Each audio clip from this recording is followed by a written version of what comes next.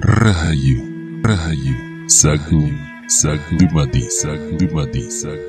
Pada kesempatan kali ini akan melanjutkan cerita Krishna Kosasro dan Sabu Inter bagian ke 43. Lalu terdengarlah suara orang itu tertawa berderai. Karena itu, aku tidak berusaha lagi untuk mencari anak mas. Dan sekarang, anak mas sudah pulang dengan selamat bersama-sama seorang yang belum aku kenal. Lalu, membungkuklah orang itu kepada Maisa Jenar. Bolehkah aku memperkenalkan diri anak mas? Namaku Wonomerto, tanya orang itu sambil memperkenalkan diri. Maisa Jenar membalas hormat orang tua itu. Aku bernama Maisa Jenar, yang oleh kebaikan hati Ki Ageng Gajah Sora, aku mendapat kehormatan singgah di Banyu Biru. Orang itu mengangguk-anggukkan kepalanya, lalu katanya kepada Ki Ageng Gajah Sora, "Anak mas, karena aku tidak tahu bahwa anak mas datang berdua, maka aku hanya membawa seekor kuda untuk anak mas. Maka, baiklah, kalau anak mas Maisa Jenar mempergunakan kudaku untuk bersama-sama dengan anak mas Gajah Sora." Lalu paman, tanya Gajah Sora, "Biarlah aku memakai salah satu dari kuda anak-anak itu," jawabnya. Maka dipersilahkannya Maisa Jenar mempergunakan kuda Wonomerto yang berwarna abu-abu agak kemerah-merahan, sedangkan Gajah Sora mempergunakan kudanya sendiri yang berwarna putih. Meskipun mereka sekarang berkuda, tetapi mereka berjalan perlahan-lahan juga, sebab masih saja orang-orang menyambut mereka di kiri kanan jalan. Setelah beberapa lama mereka berjalan di antara rakyat Banyu Biru, sampailah iring-iringan berkuda itu ke sebuah lapangan luas yang di tengah-tengahnya tumbuh sepasang pohon beringin. Lewat tengah lapangan yang tak lain adalah alun-alun Banyu Biru. Mereka menuju sebuah rumah besar yang berpendopo luas dan bertiang ukir-ukiran. Itulah tempat kediaman Ki Ageng Gajah Sora. Di muka pendopo itu telah banyak orang berjajar-jajar menanti. Di antara mereka berdiri seorang perempuan. Ketika iring-iringan itu sampai di muka pendopo, segera Ki Ageng Gajah Sora dan Maisa Jenar turun dari kuda dan berjalan ke arah para penyambut. Sampai di muka tangga, perempuan itu segera mengambil siwur dan mencuci kaki Ki Ageng Gajah Sora. Orang itu ialah Nyi Ageng Gajah Sora.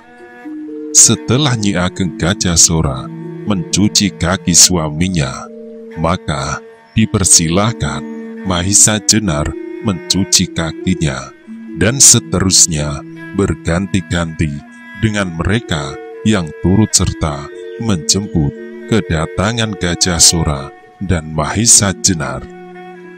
Setelah itu, Gajah Sora, suami istri, bersama-sama dengan Maisa Jenar langsung menuju ke Pringgitan. Mereka jadi tertegun sejenak ketika mereka melihat di dalam Pringgitan itu duduk seorang yang telah lanjut usia, berkain kotak-kotak dan berbaju lurik bergaris-garis besar. Dari wajahnya memancar keagungan pribadinya yang berwibawa. Melihat orang itu, segera Gajah Sora berlutut sebagai pernyataan bakti dari seorang putra kepada ayahnya. Orang itulah Ki Ageng Sora Dipayana. Maisa Jenar pun segera membungkuk hormat. Ia sudah pernah bertemu dengan Ki Ageng Sora Dipayana di Pangrantunan. Bahkan ia banyak memberikan petunjuk-petunjuk untuk mendapatkan Kyai Nogososro dan Sabu Inten. Meskipun harus melalui suatu ujian bertempur melawan Gajah Sora. Tetapi orang yang sama itu sekarang nampak jauh berbeda dengan yang pernah ditemuinya di Pangrantunan dahulu. Kalau saja ia tidak mengenal jenggotnya yang panjang, rambutnya, serta alisnya yang telah memutih seluruhnya, juga tidak di rumah Ki Ageng Gajah Sora, maka besarlah kemungkinan bahwa ia sudah tidak dapat mengenal lagi. Melihat kedatangan anaknya serta Maisa Jenar, Ki Ageng Sora Dipayana tersenyum. Setelah Maisa Jenar dan Gajah Sora, suami istri mengambil tempat duduk di atas sebuah tikar pandan di hadapan Ki Ageng Sora Dipayana, berkatalah orang itu, "Selamatlah kedatangan kalian setelah menunaikan kewajiban kalian yang berat." Maka berceritalah Gajah Sora atas segala pengalaman-pengalaman mereka berdua selama mereka berusaha untuk menemukan kedua keris pusaka dari Demak itu. Dan yang terakhir diceritakan pula kehadiran Simarodra dari Alas Lodaya yang berusaha untuk merebut kembali kedua keris itu. Juga diceritakan bahwa mereka mendapat pertolongan pendekar sakti dari Banyuwangi. Mendengar cerita Gajah Sora itu, Ki Ageng Sora Dipayana mengernyitkan alisnya yang sudah putih. Tampaklah bahwa orang tua itu sedang sibuk berpikir. "Kau memang beruntung, Gajah Sora, bahwa Titis Anganten sempat membebaskan engkau dari tangan Simarodra itu. Kalau saja pendekar Banyuwangi itu tidak menyaksikan pertemuanmu dengan Simarodra, kau berdua, meskipun mempergunakan Kyai Nogososro dan Sabu Inten, maka tidak ada kemungkinan kau berdua dapat membebaskan diri daripadanya. Kalau hal itu terjadi, maka kesalahan yang terbesar adalah terletak di pundakku. Aku terlalu menyisihkan diri, dan yang terakhir, terlalu sibuk dengan urusan-urusan kecil di Pangrantunan, sehingga aku tidak tahu atas kedatangan harimau hitam itu. Dan yang pasti, Pandan Alas pun masih belum tahu akan hal itu. Sebab kalau ia tahu, maka setidak-tidaknya ia akan mencegah Maisa Jenar mendekati Gunung Tidar," ujar Ki Ageng Sora Dipayana. Kemudian kembali Ki Ageng Sora Dipayana itu merenung. Mungkin ia sedang memecahkan cara untuk mengusir Simarodra itu dari Gunung Tidar. Tetapi Simarodra bukanlah seorang yang dapat diremehkan. Ia mempunyai kesaktian setingkat dengan Ki Ageng Sora Dipayana, Ki Ageng Pandan Alas, Pasing Singan, dan sebagainya. Tetapi bagaimanapun, dengan diketahui bahwa Simarodra ada di Bukit Tidar merupakan suatu hal yang sangat menguntungkan. Sebab dengan demikian dapatlah diadakan persiapan-persiapan seperlunya untuk menghindari kemungkinan-kemungkinan yang tidak diharapkan. "Baiklah Gajah Sora," kata Ki Ageng Sora Dipayana kemudian, "urusan Simarodra serahkan saja padaku. Itu merupakan soal orang tua-tua. Sekarang, yang penting, simpanlah Kyai Nogososro dan Sabu Inten itu di tempat yang baik, sehingga keduanya aman sampai dapat kalian serahkan kepada kalangan istana. Jagalah bahwa hal itu merupakan rahasia, sehingga tak seorang pun, meskipun orang dalam, boleh mengetahuinya. Juga adikmu Lembu Sora. Maka segera Ki Ageng Gajah Sora melaksanakan petunjuk-petunjuk ayahnya. Disimpannya Kyai Nogosostro dan Sabu Inten di dalam ruang tidurnya. Setelah itu, setelah semuanya dilaksanakan dengan baik, segera Ki Ageng Sora Dipayana minta diri. Gajah Sora yang telah mengetahui tabiat ayahnya sama sekali tidak menahannya, sebab ia tahu betul bahwa apa yang dilakukan ayahnya sebagian besar adalah atas perhitungan yang tepat. Karena itu, maka diantarkannya Ki Ageng Sora Dipayana itu sampai ke halaman belakang bersama-sama dengan Mahesa Jenar, dan pergilah orang tua itu tanpa ada mengetahuinya kecuali mereka bertiga. Setelah itu, Gajah Sora dan Mahesa Jenar segera pergi ke pendopo, menemui orang-orang yang sudah lama menanti untuk mendengarkan kemana Gajah Sora selama ini pergi. Tetapi apa yang dikatakan Gajah Sora hanyalah sekedar memuaskan hati mereka, sedang kepentingan yang sebenarnya sama sekali tak disinggung-singgung. Meskipun demikian, pembicaraan itu ternyata menarik juga. Pertanyaan-pertanyaan datang bertubi-tubi yang kadang-kadang memang agak merepotkan. Tetapi dengan sedikit berputar balik, akhirnya puaslah semua orang. Maka setelah pertemuan itu berlangsung beberapa saat, segera Gajah Sora dan tamunya minta waktu untuk beristirahat. Sehingga sesaat kemudian bubarlah pertemuan itu. Gajah Sora kemudian mempersilahkan tamunya untuk beristirahat di gandok sebelah timur, di mana sudah disediakan ruangan untuk Mahesa Jenar. Di sana ia akan tinggal untuk beberapa waktu menemui permintaan Ki Ageng Gajah Sora. Keluarga Gajah Sora seluruhnya hanyalah terdiri dari 3 orang, kecuali pembantu-pembantunya. Gajah Sora dan istrinya yang ramah selalu melakukan kewajibannya dengan baik selaku seorang istri kepala daerah perdikan. Ia mengerti apa yang harus dilakukan, tidak hanya terhadap suaminya, tetapi juga kepada rakyatnya. Ia selalu siap memberikan pertolongan-pertolongan yang diperlukan oleh penduduk wilayahnya. Kemudian seorang anak laki-laki, putra Gajah Sora, Mahesa Jenar, mengenal anak itu pertama kali ketika ia sedang duduk bersama-sama Ki Ageng Gajah Sora di halaman depan rumahnya. Tiba-tiba dari atas pohon melayanglah sebuah bayangan ke arah Gajah Sora. Mahesa Jenar yang tidak tahu menahu hampir saja menangkap bayangan itu. Tetapi ketika dilihatnya Gajah Sora tidak bergerak, Mahesa Jenar pun mengurungkan niatnya.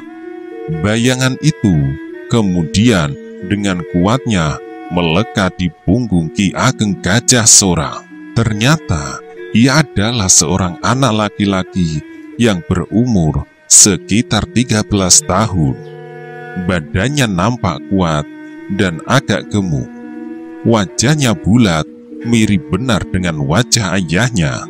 Ia sudah agak besar, tetapi karena ia putra satu-satunya, tampaklah bahwa ia agak manja juga geraknya. Pastilah ia sudah banyak menerima pendidikan dan pelajaran-pelajaran dari ayahnya. Ki Ageng Gajah Sora sendiri Umurnya agak terpaut sedikit dari Mahesa Jenar. Mereka setuju untuk memanggil dengan sebutan kekeluargaan karena Gajah Sora agak lebih tua dari Mahesa Jenar, maka Mahesa Jenar memanggilnya Kakang. Di rumah Ki Ageng Gajah Sora, Mahesa Jenar merasakan ketentraman hidup kekeluargaan. Berbeda sekali dengan jalan hidup yang ditempuhnya akhir-akhir ini. Pergi dari satu tempat ke tempat lain, mengalami bermacam-macam kejadian yang sebagian besar adalah di luar kehendaknya. Sekali-kali kalau ia sedang terbaring di ruang tidurnya yang bersih dan teratur segala perabotannya, timbullah iri hatinya kepada mereka yang berhasil membangun rumah tangga yang baik. Dalam saat-saat demikian, kadang-kadang merayap pula dalam dadanya suatu keinginan untuk dapat menikmati kehidupan seperti ini. Ketika ingatan Mahesa Jenar yang kadang-kadang melayang itu sampai kepada masa-masa yang baru dilampuinya, terbayang kembali dengan jelas. Satu persatu peristiwa-peristiwa itu muncul berganti-ganti di dalam angan-angannya. Teringatlah ia kepada sebuah halaman yang sejuk dan nyaman dari rumah Wirosobo yang digarap oleh istrinya yang cantik dan setia, yang karena kebodohannya terpaksa ia terjadi kesalahpahaman. Suaminya seorang yang tinggi hati, yang tidak mau mendapat pertolongan dari orang lain, tetapi hatinya merasa lega kalau diingatnya bahwa orang itu telah menemukan kesadarannya. Kemudian ingatan Mahesa Jenar terlempar kepada suatu peristiwa di hutan Tambak Boyo. Pertemuannya dengan Joko Sora dan Lowo Ijo, dan tiba-tiba menjadi berdebar-debar ketika terbayang wajah seorang gadis yang ketakutan dan yang kemudian akan dibunuh dirinya sendiri dengan keris sigar penjalin, dan jantungnya terasa berdegup keras sekali ketika ia mencoba mengingat-ingat gadis itu yang sedang tidur nyenyak di hadapannya. Tetapi kemudian Roro Wilis lenyap pula. Yang ada kini hanyalah dirinya.